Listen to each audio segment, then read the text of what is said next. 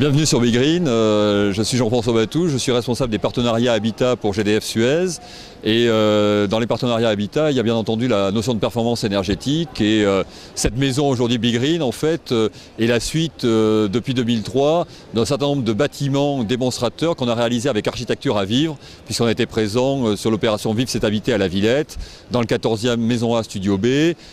Construisons demain, qui est une attraction du Futuroscope, qui était la première maison BBC itinérante en France, et aujourd'hui donc BeGreen, qui est une maison, l'association de deux maisons, la maison verte à énergie, bâtiment basse consommation, et la maison rose, qui est une maison à énergie positive. L'association des deux faisant qu'on a c'est neutre sur le plan de la consommation de l'énergie.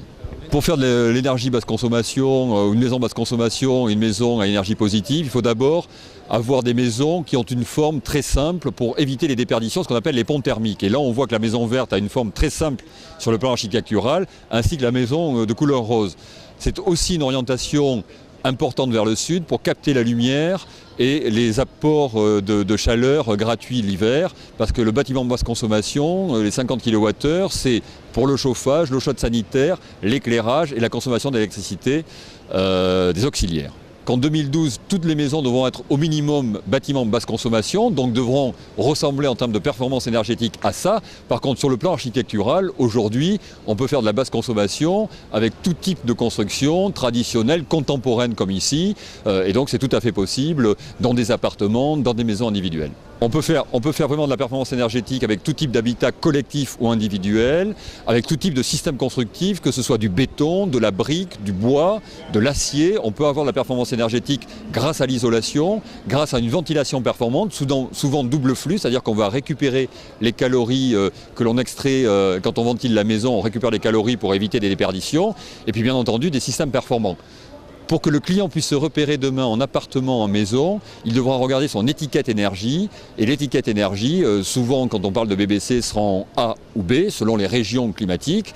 Et donc le consommateur aura un point de repère très simple, comme pour la voiture dès maintenant, ou l'électroménager, où il est habitué effectivement à se repérer par rapport à cette étiquette. Alors une maison qui est équipée comme ça représente un surinvestissement, mais c'est bien un investissement pour le long terme.